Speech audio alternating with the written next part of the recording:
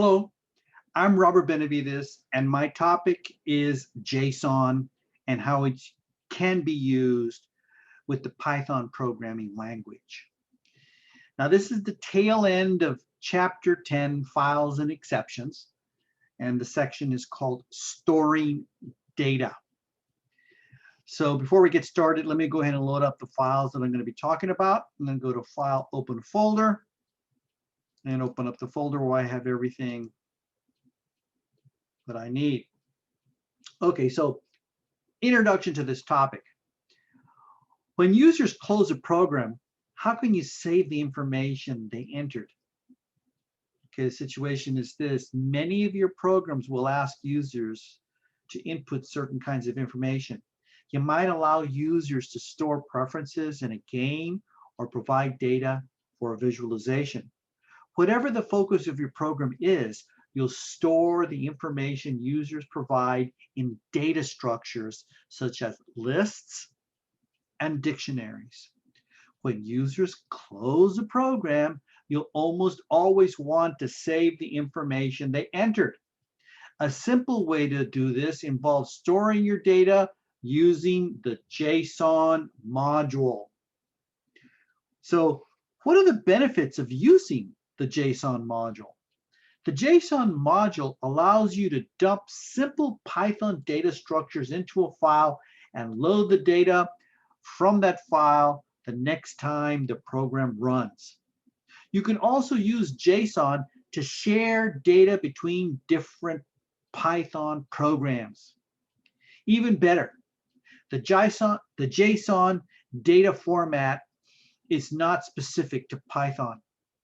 So you can share data you store in the JSON format with people who work in many other programming languages. It is a useful and portable format, and it's easy to learn. So how was JSON developed, or what was JSON developed for? So JSON stands for the JavaScript object notation. So the JSON format was originally developed for JavaScript. However, it has since become a common format used by many languages, including Python. Okay. So stepping back a little bit, top level, not too long ago, we used to use something called XML to store data, to transfer data between, say, for example, a server and a client. And, you know, if you're familiar with XML, it has opening tag, a closing tag. It's rather structured. They had some limitations on it. It was heavyweight, and there were some limitations in terms of how many records you could store or how big your file is. Now, JSON is lightweight and has a lot of benefits on here. So it stores the data in a format that looks very similar to Python data structures, and that's what we're going to use it. Now, we're going to be using it in this chapter in a very simple way. Now, we're not going to be using complex dictionaries or anything like that. We're just going to store a string and a list. So it's a great beginning to the study of how you can have persistence in your JSON, in your Python programs. So let's talk about some functions that we can use, specifically json.dump and json.load. How can we use them? What do we use them for? So how can you use JSON to store and retrieve data?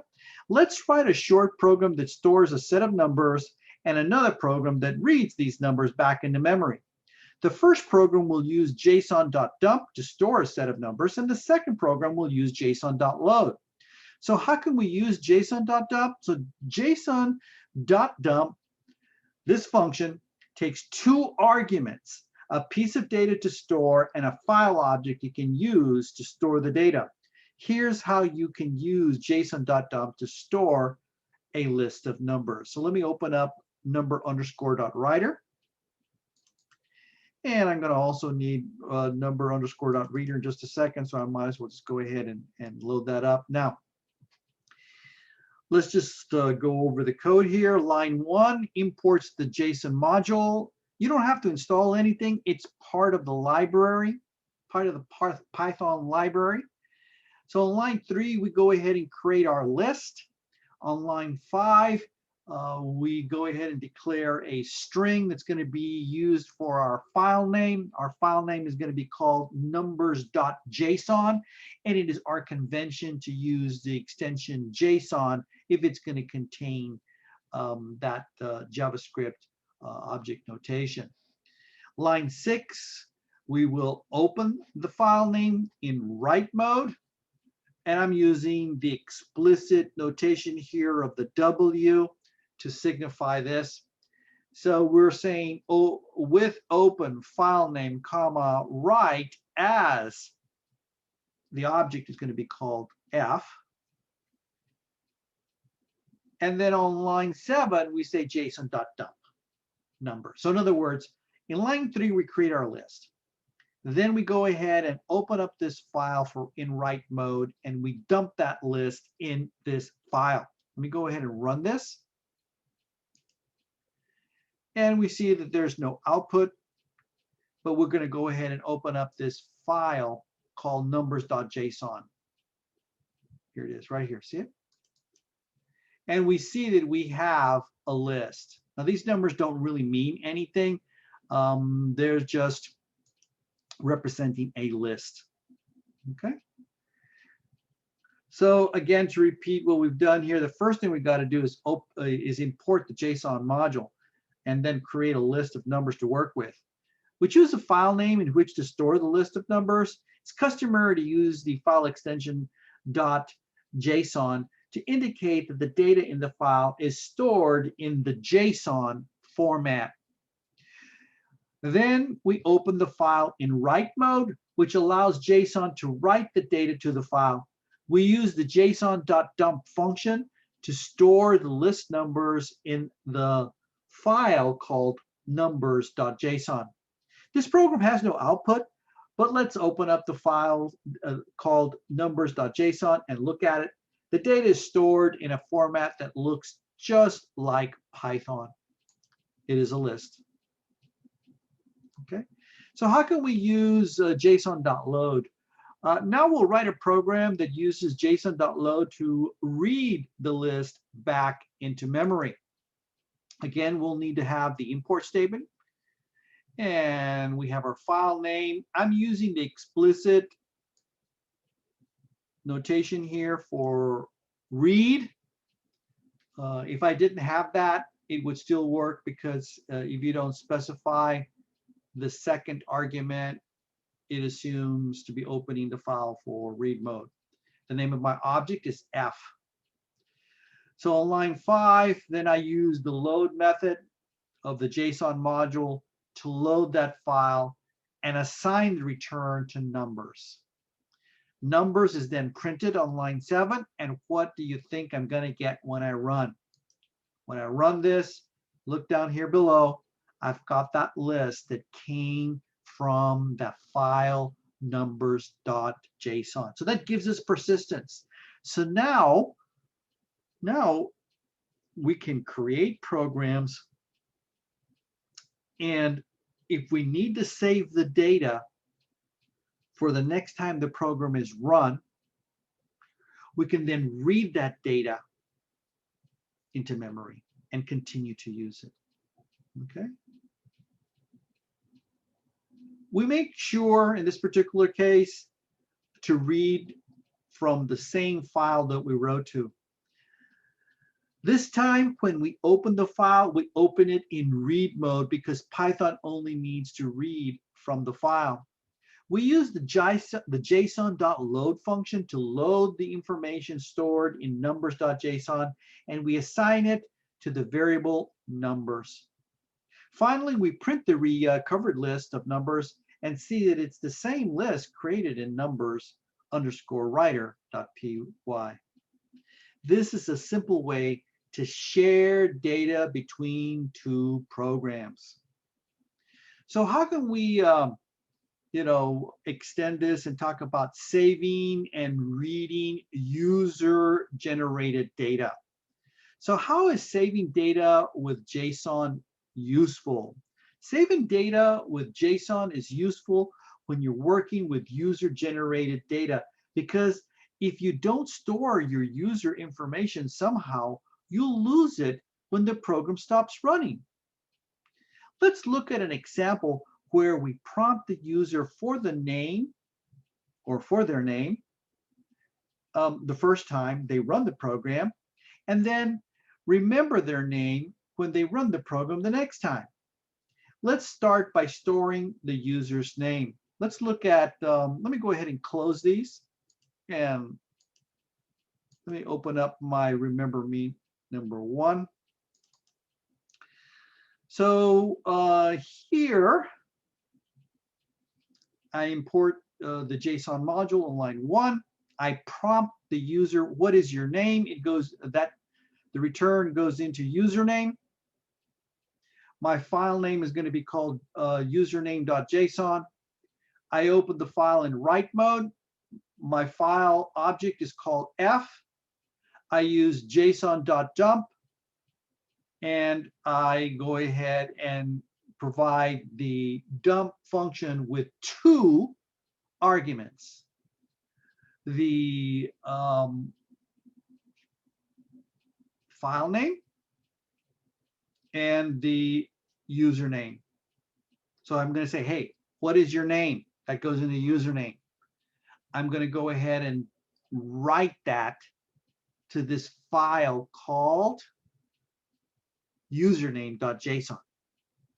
And then I'm going to, after I've done that, I'm going to say, hey, we'll remember you when you come back, and we'll restate the name. Let me go ahead and run that so you can experience this. All right, so what's your name? I'll use my middle name. We'll remember you when you come back, Mario. Okay, right? All right, so now let's write a new program that greets a user whose name has already been stored. And this is the greet user. So line 1 has the JSON module being imported. Line 3 is simply the file name. Line 5, we open the file. The name of the file object is F. We load the file and assign it to username. Then we say welcome back, and you know it's going to say Mario, because Mario was written there. Now I can open this up just to show it to you. See, if I open up username.json, it's got Mario in here. And notice how Mario is in a simple string format. So I'm going to go ahead and run this, and it's going to say welcome back Mario. So because I said json.load, I loaded that file name. The return of that is assigned to username. And then I say welcome back username. Okay. So we use json.load to read the information stored in username.json and assign it to the variable username. Now that we've recovered the username, we can welcome them back. We need to combine these 2 programs into one file because this activity is typically done in all, the reading and the writing is typically done in one application file.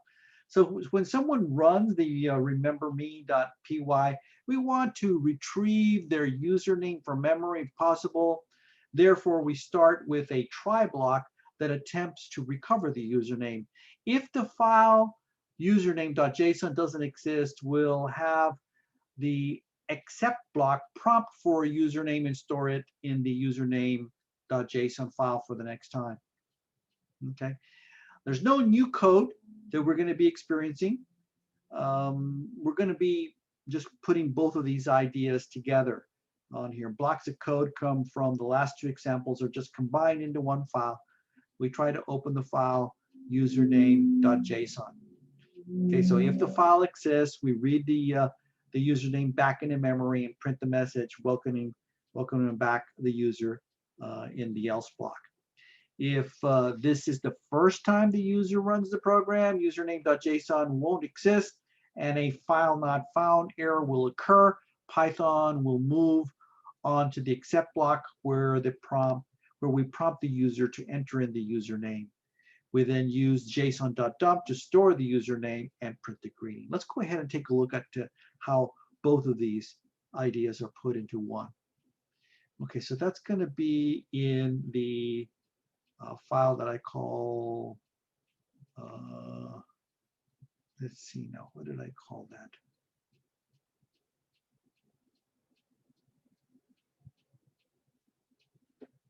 Remember me dot number 2. Okay, here it is. And it uses a try except scheme. Now I'm going to go ahead and just delete this username so that we can experience this as if the file doesn't exist. Okay. All right. So let me go over everything I already told you just to make sure. Line 1, we have the import statement where I import JSON. Then on line 5, I have a string that represents the file name.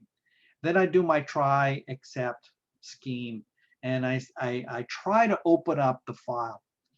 Okay.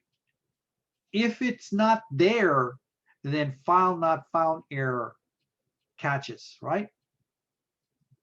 And that is when I say, hey, what's your name?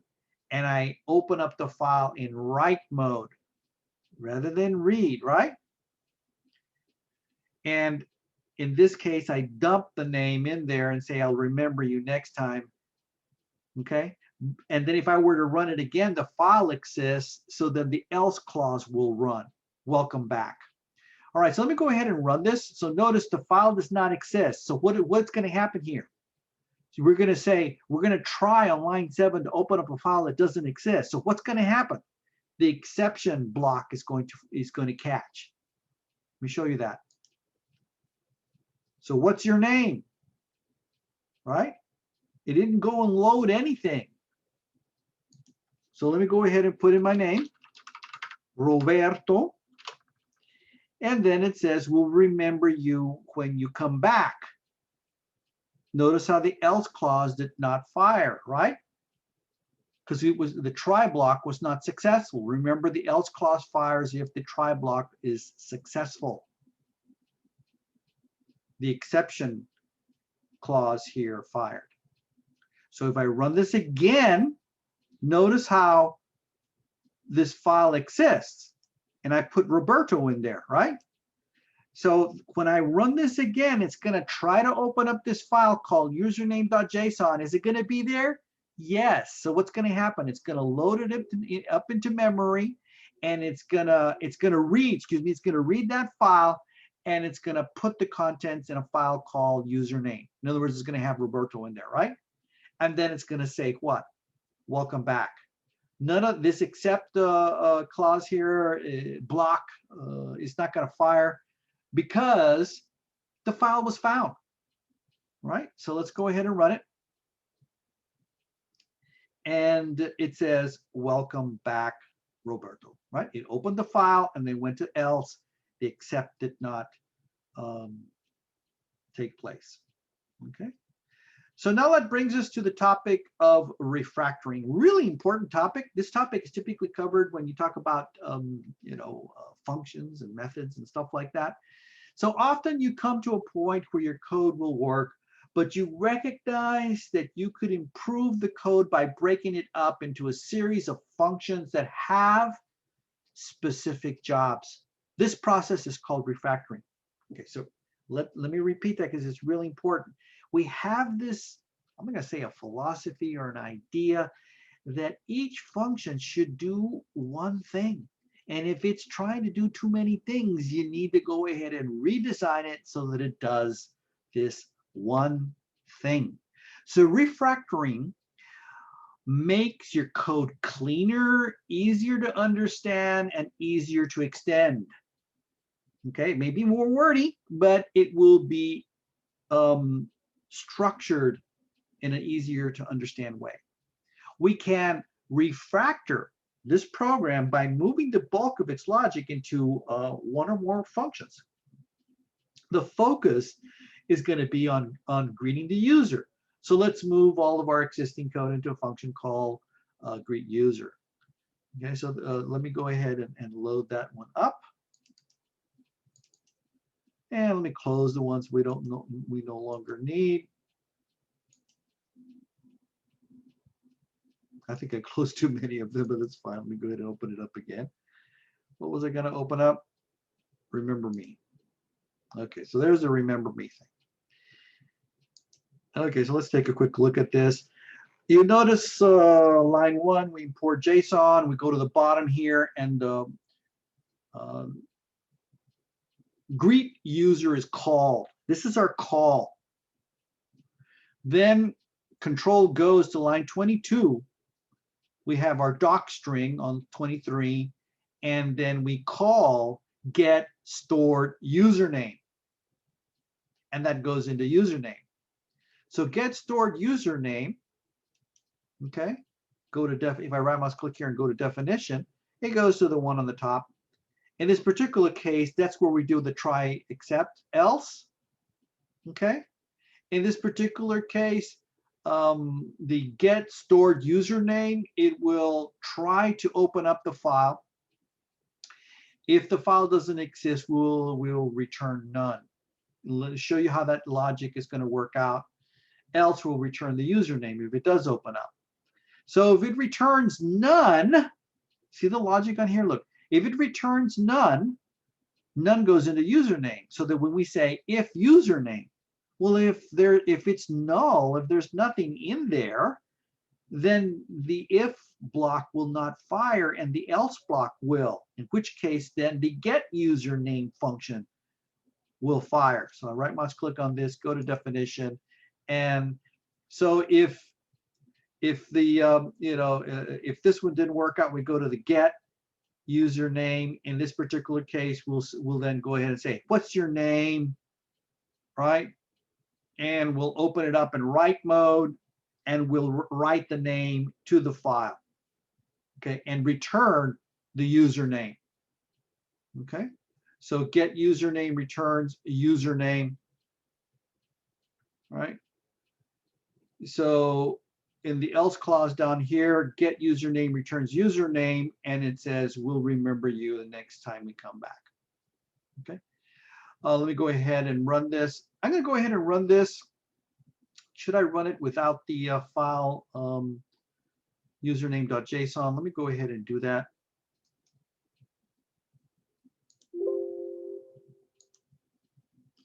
And I'm going to go ahead and run it now. So what happened here? Look at this. Probably should have done a step into so you could see this, but we called greet user. The file doesn't exist. So the first thing we do is we call get stored username. Okay, that got called. So it comes over here to get stored username, and it tries to open the file. The file doesn't exist, so the exception is fired. The except block fires, and it returns none. None is then returned over here. So on line 25, we say if none. Well, that won't make that the if block fire, so the else block fires. In this case, we say get new username. So then we come over here to get username, and that is where we get the prompt, what is your name? And that's where we're hanging out, right there on line 16. All right. After I put in my name in here, it's going to then go ahead and open it up for write mode and dump my name in there and return my name. Okay, and it's going to return my name and put it in username, and it's going to say we'll remember you when you get back. Okay, so I'm going to put in my name here, and it says we'll remember you when we get back. Let me go ahead and run this again, and when we run it again, it says welcome back Mario. Now why does it say welcome back Mario? I call greet user. Let's walk through this. It calls get stored user. Right, so we come over here to get stored user, and it opens up the file. So the except block doesn't fire. It loads, Mario from the file name, puts it in user, and if the try block is successful, the else clause fires and it returns username. So Mario is returned. And in that particular case, we drop from line 24 to line 25, and it says if username. Well, it's got Mario in there, so if it's got something in there, the if block fires. So then it says, welcome back, Mario, and the else clause does not fire. Beautiful little example of many different topics here, work of art, really. So how does this final version work? Each function in the final version of remember_me.py has a single clear purpose. We call greet_user, and that function prints an appropriate message. It either welcomes back an existing user or greets a new user. It does this by calling get_stored_username, which is responsible only for retrieving a stored username if one exists. Finally, the greet_user calls get_new_username if necessary, which is responsible only for getting a new username and storing it. This compartmentalization of work is an essential part of writing clear code that will be easy to maintain and extend. So maintain means someone can come in here and be able to make a change without having to be a hot dog programmer, right? And that's maintain. Extend means that I can go ahead and add more functionality to this program by adding another function or another, by adding another function. Yeah, definitely. So now that brings us to the try this yourself. Let me go ahead and close this. And we talk about favorite number.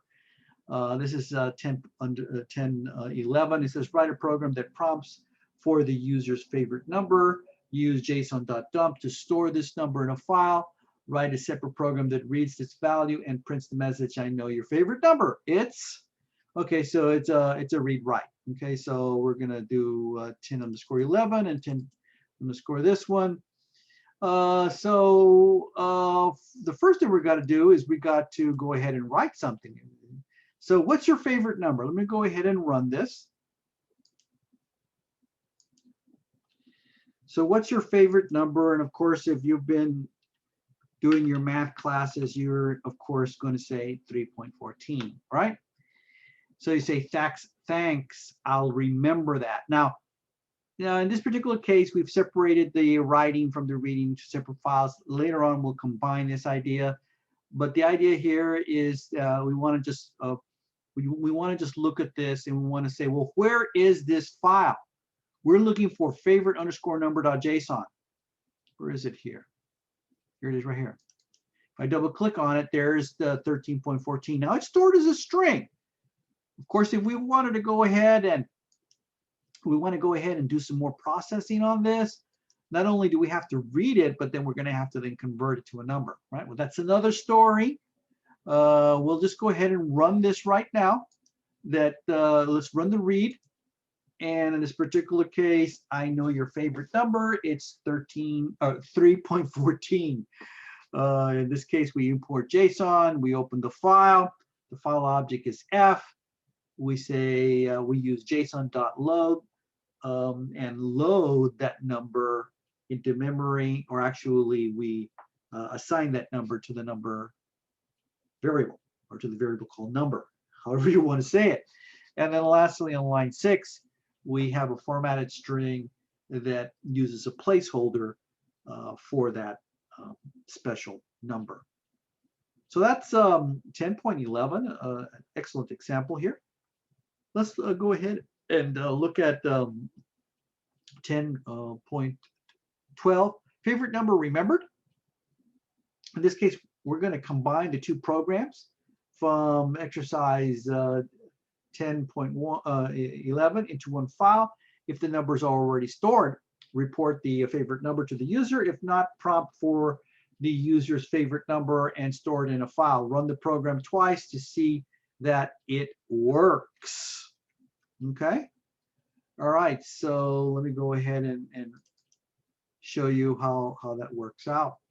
So this is combined, and we're using a try-catch, excuse me, try-except scheme here. Line 1, we import the JSON module. On line 3, we try to open up a file called favorite number. Let me go ahead and delete favorite number so we can experience this.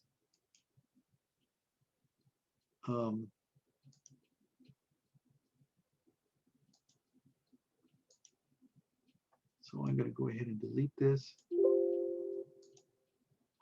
And I'm going to get rid of the other two programs so we can just concentrate on this one here. Okay. So it's going to try to open up favorite underscore number.json. It does not exist, right? So the file not found exception will fire. That means that I will then prompt for the favorite number and open the file up for write mode, put that favorite number in there using the dump function. And then I'll say, thanks, I'll remember that. Let's do it. So what's your favorite number? Anybody remember more pi to more numbers? I used to remember it, but I don't anymore. 13.14 is, or 3.14 is about as far as I go. Thanks, I'll remember that. We're going to run this again. And when I run it again, it says, I know your favorite number. Let's walk through this. Hopefully I don't have to do the step into, but it tries to open up the file called favorite number, and favorite number exists, right? So the except block does not fire. After a successful try block, what fires? The else block. So then it says, I know your favorite number, okay? Because what happens here is it opens this file. The file object is called F. In this case, we say json.load. We load the file, and the return, whatever's in that file, is assigned, okay? It is assigned to the variable called number. Okay. That's 10.12. Let's look at the last one on here, 10.13.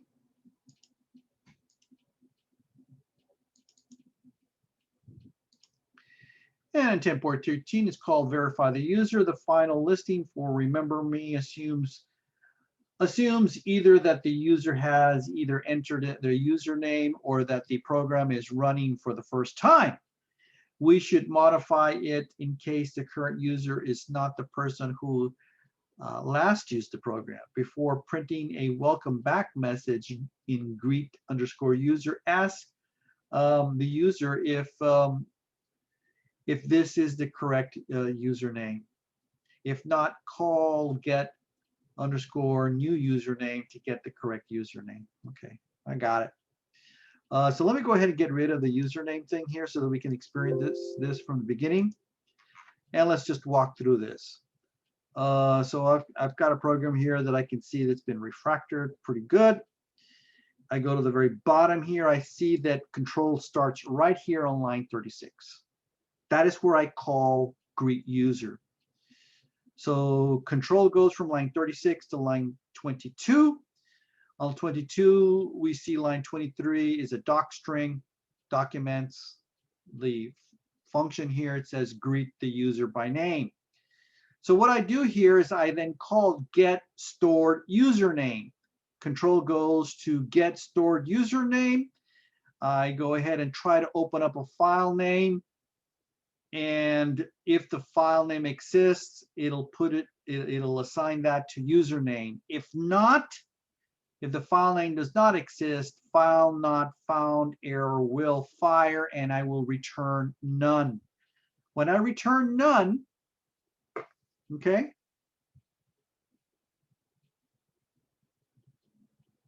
I return none, and that goes into 24. Then on line 25, it'll say if none.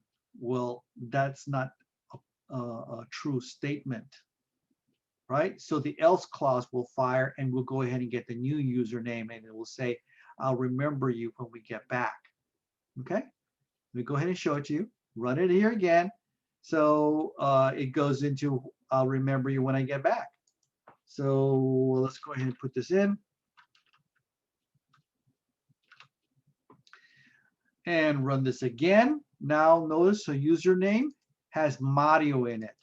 So now that the file name is there, if I call greet user, it's going to come over here and it's going to call get stored username. So it's going to go ahead and come over here and the file name exists. So if the file name exists, then the except block is not going to fire. The else blocks will, and it returns the username. Okay, go ahead and run that. And when it returns their username, I guess I should go to put on here. When it returns the username, we'll say, are you, in this case, Mario? Yes or no? If we say yes, then we say welcome back. Else we go back, we call get new username. Do you want me to go through all that? I guess so. So are you Mario? No. What is your name? Roberto. I will remember you when we get back. Great logic here. Are you Roberto? Yes. Welcome back, Roberto. Okay. So that's the way this goes. That's the logic of this program. So that brings us to the end of this chapter. Now there is a clear, we could make this a little, some people call it cleaner. I don't particularly like this. Let me show you a cleaner version, but some people may call it cleaner version of this greet user so that we can shorten the lines of code here.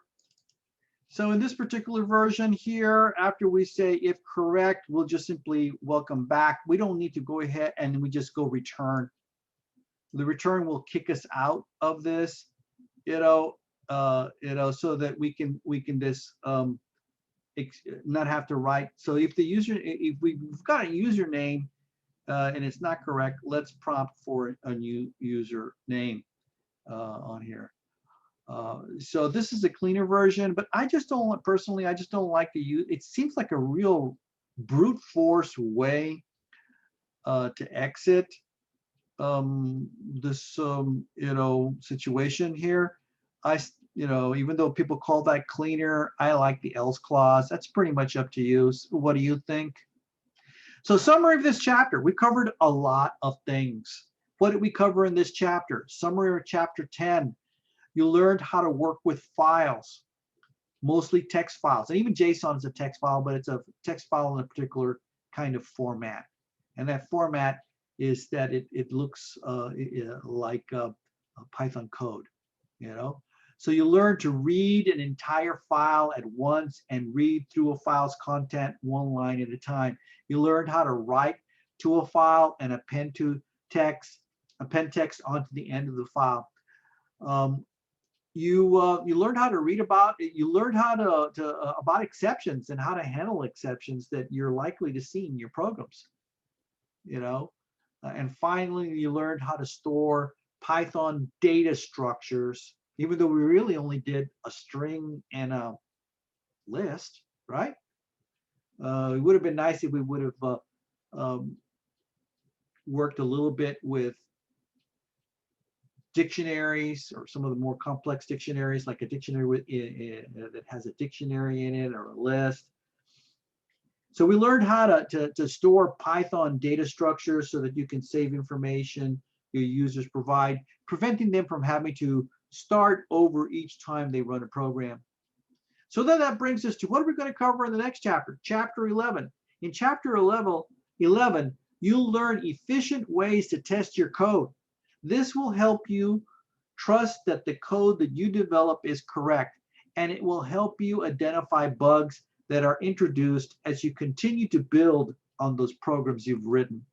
I just finished coming out of of a advisory meeting with employers, and believe it or not, they said that this was a really important topic. So for those of you that are going to read this, and it's going to be normal, read it, and you may not get the idea. Maybe you should just read that chapter again, because if employers say it's important, then you really should pay attention to it.